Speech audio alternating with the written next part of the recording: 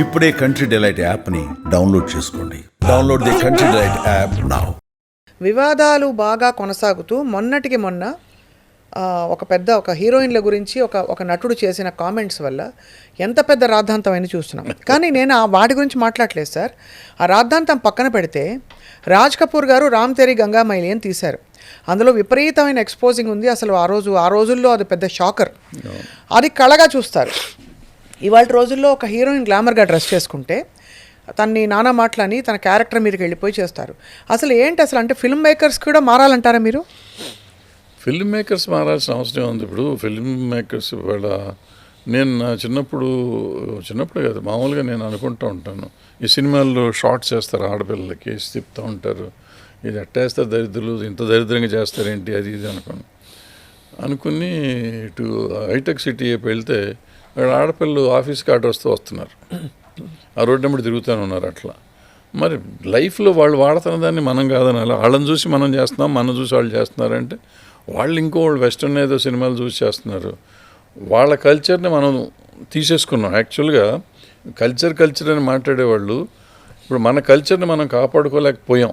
అది పోయింది. అది టోటల్గా ఎప్పుడైతే గ్లోబలైజ్ అయిపోయేషన్ వచ్చేసిందో ఇప్పుడు ఎవరి కల్చర్ ఏంటి అనేది ఎవరికి తెలియదు.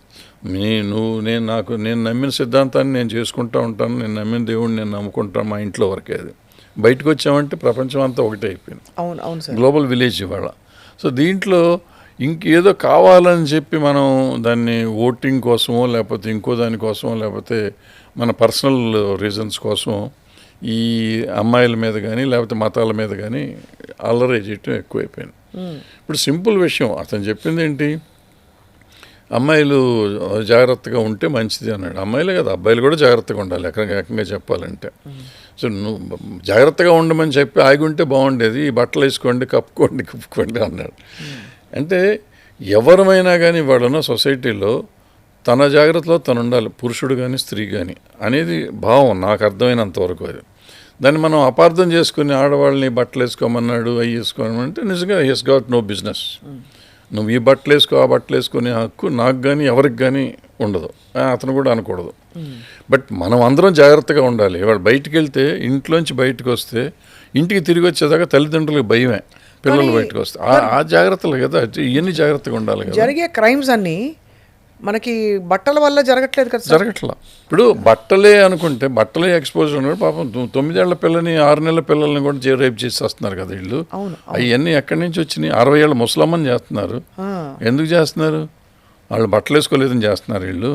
అంటే వీళ్ళలో మెంటల్ ఇది లేదు, బ్యాలెన్స్ లేకుండా. ఎందుకు సార్ ఇంత బ్యాలెన్స్ తప్పిపోయింది సొసైటీ? అంటే ఎంత షార్ప్ రియాక్షన్స్. ఇవాళ మీరు సోషల్ మీడియా ఓపెన్ చేస్తే ఇంకొకళ్ళని తిట్టుకునే వాళ్ళు తప్ప వాళ్ళేమిటో వాళ్ళకి సమర్థించుకునే వాళ్ళు తక్కువ అయ్యారు. అంటే అదొక ఇప్పుడు ఇవాళ చూశాను, నువ్వు మంచి పని చేస్తే దానికి గుర్తింపు రాదు, ఓ తప్పు పని చేసావంటే మాత్రం నీకు వచ్చిన గుర్తింపు ప్రపంచంలో ఇంకెవరికి రాదు. అవును, ఓ చెడు పని చేస్తే ఉంటుంది. ఇప్పుడు 4 మంచి మాటలు చెప్పాను ఇక్కడ, నేను అసలు ఎవడో చూడరు. నేను ఇప్పుడు ఎవడనో 2 బూతులు తిట్టాను అనుకో, అసలు వైరల్ అయిపోయి దానికి మీ ఛానల్ అసలు పగిలిపోతూ ఉంటుంది. అదే సార్, అంటే ఎందుకు తిడుతున్నాడు, బూతులు అవసరం ఏంటి అనేది ఆలోచన కూడా ఉండదు. తిట్టాడు, భరదాస్ తిట్టాడు, పలానా అని తిట్టాడు అనుకుంటారు. ఈ మొత్తం నాయిస్లో ఒక చాలా different film sir, girl friend cinema చూసారా మీరు? చూశాను. ఏమనిపించింది సార్? రాహుల్ రవీంద్రన్ గారి ఆలోచన మంచిదే కానీ ఆచరణ సరిగ్గా లేదని నాకు అనిపించింది. ఆలోచన డెఫినెట్గా మంచి ఆలోచన, బట్ అది మొదటి నుంచి ఆ క్యారెక్టర్ని చేస్తున్నప్పుడు ఎందుకు ఆమె లొంగాలి? ఫస్ట్ మొదటి నుంచి అతను ట్రై చేస్తున్నప్పుడల్లా తప్పులు చేస్తున్నాడు. మొదటిసారి ఓకే అన్న కాడి నుంచి అతను పురుషాధిక్యత చూపిస్తున్నప్పుడు ఈ అమ్మాయి అంతకాలం లొంగి ఉండక్కర్లేదుగా. అవును, చదువుకున్న అమ్మాయి, ఆ అమ్మాయికి చాలా తెలివితేటలు కలది, అన్నీ పొసెసివ్గా ఉంటుంది. అంత ఉన్న అమ్మాయి లొంగటం అనేది తప్పు. అసలు ఫస్ట్ లొంగినాక కూడా ఆ తిరుగుబాటు అప్పుడే రావాలి.